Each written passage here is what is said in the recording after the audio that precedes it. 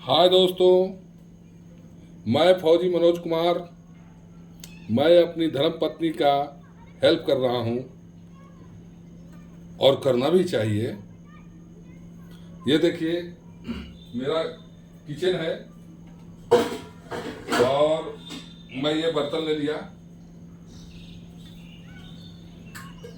और इसमें पानी भर दूंगा।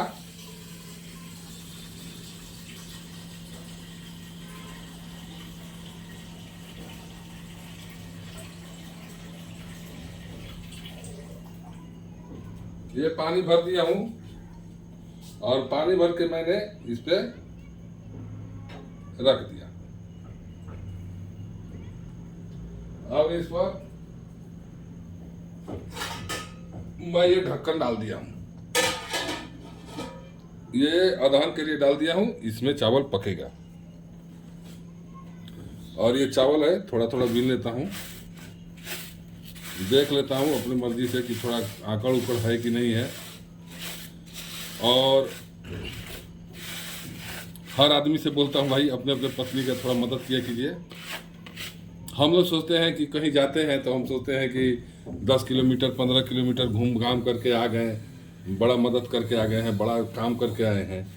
लेकिन एक छोटा सा मकान होता है, एक छोटा सा घर होता है, 1300 स्क्वायर फीट में हो, किसी का 600 स्क्वायर फीट में हो, किसी का 1000 स्क्वायर फीट में हो, किसी का 3 मंजिल पर है, किसी के नीचे वाले मंजिल पर है, किसी के 9 फ्लोर पे है, किसी का 22 फ्लोर पे है। बड़े बड़े शहरों में 22 फ्लोर 24 फ्लोर तक रहता है। तो सब लोग यही सोचते हैं कि घर में औरतें कुछ काम नहीं करती। एक्चुअली में सच बताए तो घर में औरतें भी काम करती है और बहुत हम लोग से ज़्यादा काम करती है। वो 1300 स्क्वायर फीट के एरिया में वो पूरे सुबह से लेकर के दोपहर 12 बजे तक घूमते रहती है। कभी कभी उसका खाने का टाइम 2:30 बज जाता है, 3 बजता है, और ज़्यादातर टाइम उसको 2:30-3 ही बजता है, मुंह नहीं धोती है। ऐसे नहीं। हाँ, एक चीज़ और बोलूँगा मैं, हर आदमी इस बात के लिए जागरूक हो, हर पति अपने पत्नी के लिए जागरूक करे कि सुबह सुबह बिना नहाए किचन में नहीं जाना है। नहा धोआ करके, पूजा पाठ कर करके, झाड़ू पोछा करके तभी किचन में जाए। सूर्योदय से पहले उठिएगा। अगर ये सब प्रक्रिया कर लेते हैं, आपका खाना बहुत ही बेहतर बनेगा, सुंदर बनेगा। ये मैं एक अच्छी तरह से बात बताता हूँ, इसमें कोई डाउट मत रखिएगा कि आपका खाना खराब बनेगा। आप ज़्यादा से ज़्यादा आप 2 दिन करके देखिए, 3 दिन करके देखिए, या 4 दिन करके देखिए, 5 दिन करके देखिए। आपको खुद खाने में अपने आप स्वादिष्ट मतलब स्वाद आना शुरू हो जाएगा। ये पक्का मेरा गारंटी है। आप सुबह सुबह बेड पर से उठिए, बेड पर से उठने के बाद अपना बेड को सीधा कीजिए, चादर समेटिए, जो भी उड़ते हैं चादर उड़ते हैं, या चादर उधर जो बिछाया हुआ है तकिया उकिया सबको सीधा कीजिए। और पति पत्नी दोनों की बात कर रहा हूँ मैं, एक अकेले की बात नहीं कर रहा हूँ। सिर्फ पति उठे या पत्नी उठे ये काम नहीं है। अगर आपको आदत 8 बजे की है तो उसको रूटीन को चेंज कीजिए थोड़ा, और सुबह सूर्योदय होने से पहले इस प्रक्रिया को कीजिए, और आप खाने में खुद ब खुद आपको स्वाद मिल जाएगा।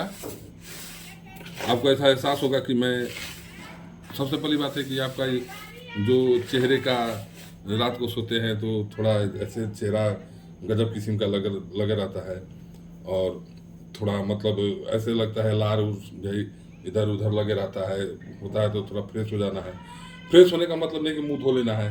आप नहा धोआ करके बढ़िया से और खाना बनाइए, और 2 दिन खाना बना के चेक कीजिए। अगर तीसरा दिन आपको खाना अच्छा ना लगे तो आप 8 बजे उठिएगा, और 8 बजे उठ करके अपना आराम से, आप 8 बजे का 9 बजे 10 बजे अपना उठिए और खाना बनाइए, कोई दिक्कत नहीं। लेकिन हाँ, इसमें अब ये मैं नहीं कहूँगा कि सिर्फ पत्नी उठे और खाना बनाए, नहीं, साथ में पति को भी उठना है। बच्चे तो आपको स्कूल जाते होंगे तो उठ ही जाते होंगे, इसमें कोई डाउट नहीं रखिएगा। अगर जो बच्चे सो रहे हैं तो हर बच्चों का भी आप एक रूटीन वर्क बनाइए। लोग कहते हैं फौज में 4 बजे भीसी लग जाता है और फौज उठ जाती है, नहा धो लेती है, नहाने धोने के बाद भी पीटी होता है, और पीटी होता है तो पीटी हो जाता है। पीटी होने के बाद आदमी आराम से फिर दोबारा भी नहा सकता है, या नहीं नहाता है तो फिर भी बनियान पसीने से भीगे रहता है तो बनियान को निकाल करके और दूसरा बनियान पहन करके अपना ड्यूटी वर्क करने के लिए आदमी चला जाता है। तो नियम सुबह उठना भी एक बहुत बड़ा काम है। एक बात समझ लीजिएगा, आप मानिए चाहे मत मानिए, सुबह उठना भी बहुत बड़ा काम है। आप एक रूटीन वर्क समझ लीजिए कि आप जितना ज़्यादा मतलब खाना जितना जल्दी सोइएगा उतना जल्दी उठिएगा, एक तो ये चीज़ है। दूसरी चीज़, ज़्यादातर तो लोगों को क्या है कि शाम को आते हैं ड्यूटी से, खाना खाते हैं, मोबाइल देखते देखते देखते देखते 12 बज जाता है। 12 बजे सोते हैं और 8 बजे 9 बजे दिन तक सोते रहते हैं, उठते हैं और अपना फिर ड्यूटी के लिए रवाना हो जाते हैं। आप एक बार, आप कोई दौड़ धूप आपको नहीं करना है, कहीं घूमना फिरना नहीं है। आप सिर्फ एक चीज़ को ध्यान में रखिएगा कि खाना भूख से कम खाना है और टाइमली सुबह मैक्सिमम 5 बजे सूर्योदय से पहले अगर आप नहा धोवा लेते हैं, फ्रेश हो जाते हैं, तो समझिए कि आपके शरीर से आधा बीमारी आपके नज़दीक भी नहीं आएगी। आपको ये बीमारी नज़दीक भी नहीं आएगी। और सुबह सुबह उठने से ये फ़ायदा हो जाएगा कि थोड़ा बहुत अपने पत्नी का भी मतलब मदद कर सकते हैं आप आराम से, कोई दिक्कत नहीं है, मदद कर सकते हैं और करना भी चाहिए। मैं तो यही कहूँगा कि करना भी चाहिए, पत्नी को मदद करना चाहिए, हर काम में मदद कीजिए उसको। वो कसम खा के नहीं आई है, आपकी पत्नी कोई कसम खा के नहीं आई है और इस बात का गारंटी लेकर के नहीं आई है कि आप उसको वो आपकी सेवा करेगी, आप उसके साथ कुछ मतलब सेवा नहीं करोगे, ऐसी कोई वो कसम खा के नहीं आई है। और आपको करना पड़ेगा, काम थोड़ा करना पड़ेगा, बहुत अच्छा लगता है। और कभी भी कोई भी कार्य अगर पति पत्नी मिल करके कर रहे हैं तो उसमें बहुत ही मतलब एक लॉजिक बात है कि एक तो अच्छा माहौल रहता है, कभी झगड़ा नहीं होगा आपका आपस में, कभी आपस में झगड़ा नहीं हो सकता है और कभी एक दूसरे के ऊपर ताना नहीं मार सकते हैं, कभी एक दूसरे के ऊपर आप ताना नहीं मार सकते हैं। आपकी पत्नी कहेगी कि मैं ये करती हूँ, मैं वो करती हूँ, आप क्या करते हैं, तो वो करती भी बहुत कुछ करती है। आप एक दिन संडे के दिन एक दिन आप ये सोच के दिमाग में लगाइए कि मुझे आज अपनी पत्नी से कोई काम नहीं करवाना है, आज पत्नी मेरी रेस्ट करेगी संडे के दिन, और आप दिन भर काम करके देखिए, आप जितना ऑफिस में नहीं थकते होंगे, जितना ड्यूटी में नहीं थकते होंगे, उससे कहीं ज़्यादा आप थक जाइएगा। ये बात ध्यान रखिए, ये एकदम पक्का गारंटी है कि आप थक जाइएगा और आपको ऐसा महसूस होगा। लोग सुबह सुबह निकलते हैं, बोलते हैं मैं तो पार्क में घूमने जा रहा हूँ, ये करने जा रहा हूँ। भाई पार्क में घूमने की जरूरत नहीं है। आप ये लोग ये घूमना फिरना छोड़िए, जिसके पास कोई काम नहीं है वही घूमने का प्रयास करता है। अगर आपके पास काम है तो आप घूम नहीं पाइएगा, आप अपना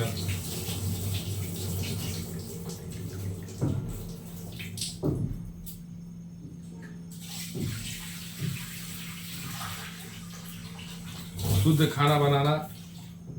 ये देखिए मैं चावल धो रहा हूँ।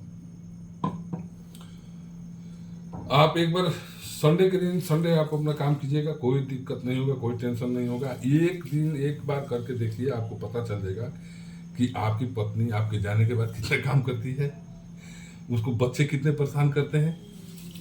ऐसे ऐसे आपको बच्चे मिलेंगे भैया कि तारा लोग जैसे बुझाई कि अरे माई बनैला सोकरा के परोठा, वो कोई परोठा ना खाई, रोटी खाई। वो भुंजिया बनैले में तो कहे कि ना हम जाम खाई। वो बेचारी मेहनत करके भुंजिया बने, भुंजिया ले तो कोई जा पिज्जा ले जाए, पिज्जा ले बर्गर लेके जाए। तो ऐसी ऐसी परेशानी झेलना पड़ता है। और माँ तो माँ होती है, बच्चे के लिए माँ माँ होती है। वो तो अपना जो भी बच्चा मांगेगा उसको देना पड़ेगा, भले पति को दे चाहे ना दे, लेकिन बच्चे के लिए तो कुछ ना कुछ करेगी जरूर। और मैं दुनिया के हर आदमी से, मैंने हर इंसान से यही कहूँगा कि आप अपने पत्नी का थोड़ा बहुत भी ध्यान रखिएगा, तो कभी बीमार नहीं पड़े और उसको कभी एहसास नहीं होगा कि मैं एक घर का एक नौकर हूं जो भी बगैर तनख्वाह का।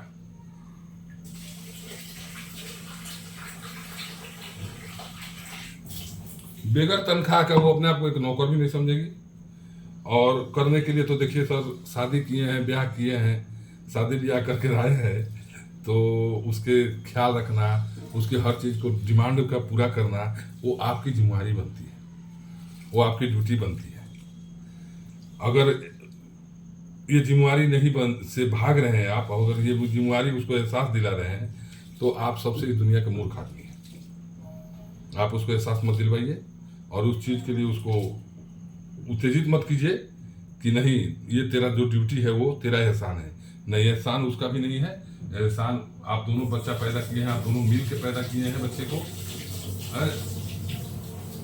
अगर दोनों आदमी मिल के बच्चे को पैदा किए हैं तो आपकी जिम्मेदारी मिलती है कि आप दोनों मिल के उसको सर्टिफाइड करें और परवरिश करें। दोनों आदमी मिलकर उस बच्चे को परवरिश करें और इस बात को लेकर ध्यान रखें कि कहीं पत्नी बीमार ना हो।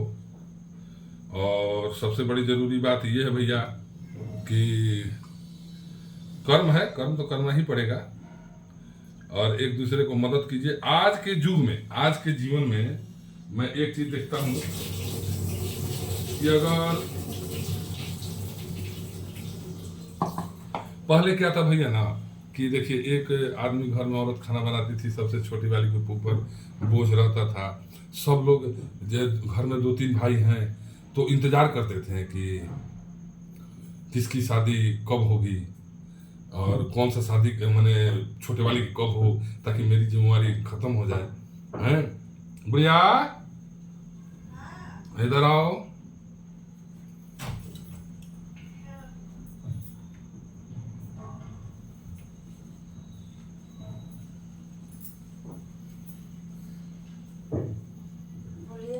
ये आ गई है, मेरी पत्नी है, ये आ गई है बेचारी। और देखिए मैं चावल धो दिया हूँ। और क्या जी आपको मैं मदद करता हूँ कि नहीं करता हूँ? करते हैं, मदद करता हूँ ना। अभी सोई हुई थी बेचारी, क्योंकि हम लोग 4 बजे उठ जाते हैं, 4 बजे टाइम से उठ जाते हैं और उठ करके हम लोग अपना सब लोग मिलजुल करके काम धंधा करते करते हैं, नहा लेते हैं, धुआ लेते हैं। नहा धोने के बाद ही नाश्ता पानी की व्यवस्था करते हैं। और हम लोग को तो अच्छा लगता है भाई। बच्ची भी मेरी स्कूल चली गई है, अभी मैं स्कूल उसको लाने जाऊंगा, तब तो उससे पहले मैं अब चावल बना लेता हूँ। और बना करके हमको है कि माड़ पसाने नहीं आता है, थोड़ा मैंने पसा लेता हूँ, लेकिन थोड़ा वो होता है तो इनकी हेल्प लेना पड़ता है। अभी तो मैं पसा लेता हूँ, सीख लिया हूँ। हाँ, रोटी वोटी भी बना लेता हूँ, थोड़ा टेढ़ा मेढ़ा बनाता हूँ, लेकिन बना करके अपना काम करता हूँ, हमें कोई दिक्कत नहीं होता है। और खाना बनाना चाहिए। और अभी तो मैं देख लीजिए कि आपको मैं फर्स्ट क्लास अपना दाल चावल बैठा दिया हूँ, गरम हो जाएगा। चावल गरम होने लगा है हीटर पे। सबसे बड़ी बात यह है कि पति पत्नी को एक साथ रहना चाहिए और एक दूसरे के साथ सहयोग करना चाहिए। इसमें कोई भी अगर इंसान आपको ये कहता है कि अरे पत्नी की बात को मानता है, पत्नी के में मदद करता है, पत्नी को ये करता है, तो वो इंसान बेवकूफ़ है। समझ गए ना? हाँ, हम लोग अपना दुख सुख, भाई हम लोग का तो कोई नहीं है, बस एक बच्ची है और 2 हैं, बाकी सब लोग तो है, परिवार में बहुत है, माँ भी, पिताजी भी हैं, सब लोग हैं। लेकिन बस वही बात है कि थोड़ा पत्नी का ध्यान रखना चाहिए, पत्नी का ख्याल रखना चाहिए और हमेशा कार्य को करते रहना चाहिए। अभी थोड़ा पानी गर्म हो रहा है तो उसके बाद मैं अपना पानी गर्म होने के बाद मैं अपना ध्यान रखूँगा, थोड़ा चावल भी मिलाऊँगा और चावल मिला कर अदन तैयार कर दिया हूँ, तो अदन तैयार करके अपना काम करूँगा। हाँ, तो बैठिए गुड़िया देवी। हम लोग बस, आप लोग का यही है कि हम लोग दोनों आदमी बस घूमते फिरते रहते हैं, अपना काम धर्म भी करते रहते हैं। भाई हर आदमी को करना चाहिए। बाकी अगर किसी को खराब लगे तो कोई दिक्कत नहीं, हमको कोई टेंशन नहीं है। और इस चैनल को सब्सक्राइब कीजिएगा, बेल का घंटी दबाइएगा और सपोर्ट कीजिए। ये जन जन तक पहुंचना चाहिए, इस चीज़ को जन जन तक पहुंचाइए ताकि हर आदमी के जीवन जो है आधा अधूरा ना रहे, पूरा सफ़र अच्छा से निकल जाए। ये सफ़र जो है ज़िंदगी का, पति पत्नी का, मैं बहुत वीडियो देख रहा हूँ कोई 2 बच्चे की है, कोई 3 बच्चे की माँ, कोई 4 बच्चे की माँ, वो कौन 2 मैडम लोग है, वो लोग भी झगड़ा सुलझाने जाती है। तो इसमें होता है बस वही है, होता कुछ नहीं है, बस वही होता है। मैं तो देखते रहता हूँ, यूट्यूब पे देखते रहता हूँ, तो मुझे ऐसा लगता है, या फेसबुक पे भी देखता हूँ, तो मुझे ऐसा नहीं लगता है कि बस ये मामला सिर्फ इतना ही है कि एक दूसरे को गुरूर में, ये सारा फसाद का जड़ यही है कि एक दूसरे के गुरूर में ये लोग गलत कर लेते हैं लोग आपस में, और बेइज्जती होती है समाज में। एक तरह से समझ लीजिए कि आज के डेट में समाज में बहुत तरह की मैंने ये एक अफवाह फैली हुई है, अपवाद है। ये हर लोग मैंने अच्छा बात कोई मैंने कहीं भी लाइक नहीं कर रहा है लोग, अच्छा बात नहीं, सब हर चीज़ के वीडियो वायरल कर रहे हैं, तो जो भी गलत हो रहा है उसका वायरल कर रहे हैं। अच्छा बात भी सिखाइए भाई, किसी को अच्छा बात सिखाइएगा तो बेहतर होगा। समाज हम लोग का जो है, समाज बनाने से ही बनेगा।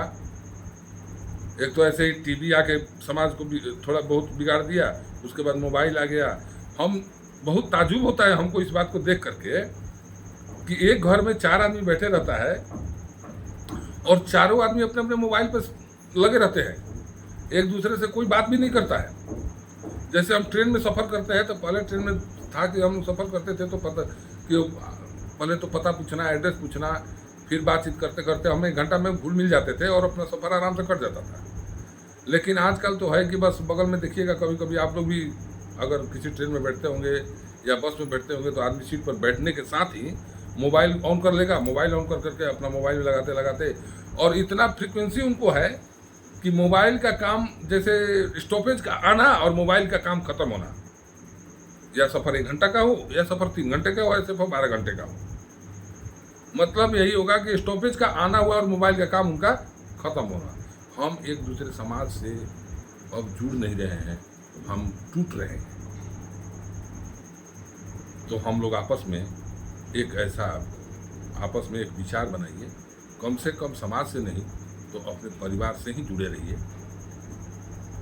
घर में अपने पति पत्नी और बच्चों से ही कम से कम समय में शाम को कम से कम 1 घंटा 2 घंटा जुड़े रहिए।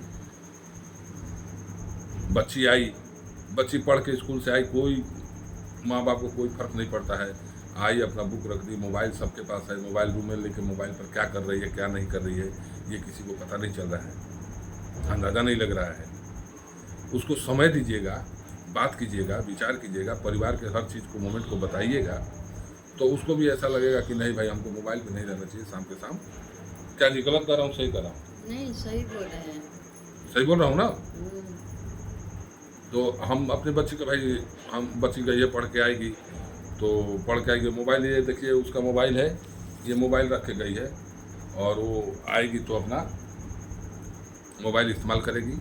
एक मोबाइल ले जाती है, मतलब वो, मैं उसको मना नहीं किया हूँ कभी कि मोबाइल लेके नहीं जाना है, ये नहीं करना है, वो नहीं करना है। वो खुद मोबाइल नहीं लेके जाती है, वो छोटा सा एक मोबाइल है उसको लेके जाती है, वो बोलती है पापा सिर्फ कॉल करना है, तो फिर मोबाइल का तो कोई दिक्कत ही नहीं है, टेंशन ही नहीं है। तो हर आदमी को अपना अपना सोच होता है, और संस्कार सबसे बड़ी बात है। संस्कार विरासत में मिलता है, ये सत्य है। ज्ञान आपको गुरु दे सकते हैं, ज्ञान तो गुरु से ही मिलता है, अच्छा बुरा जो भी है समाज से मिलता है, लेकिन संस्कार ये विरासत में मिलती है। संस्कार विरासत की चीज है, और वो विरासत में ही आपको मिलती है, वो किसी का भी हो। ये एक सत्य है कि संस्कार जो है विरासत में ही मिलता है, और हर आदमी को अपने अपने संस्कार पर, संस्कार क्या है, यही ना है कि माता पिता का जो गुण होगा बच्चों में आएगा। जिस विचार से माता पिता जीते हैं उस विचार से माँ बेटा भी जीने का कोशिश करेगा। बाकी आज का तो दुनिया अलग ही है, आपको कहना क्या बात है। चलिए, उसमें भी कुछ लोग बचे हुए हैं, तो इतना कम नहीं है। बाकी सारे भाइयों को नमस्कार।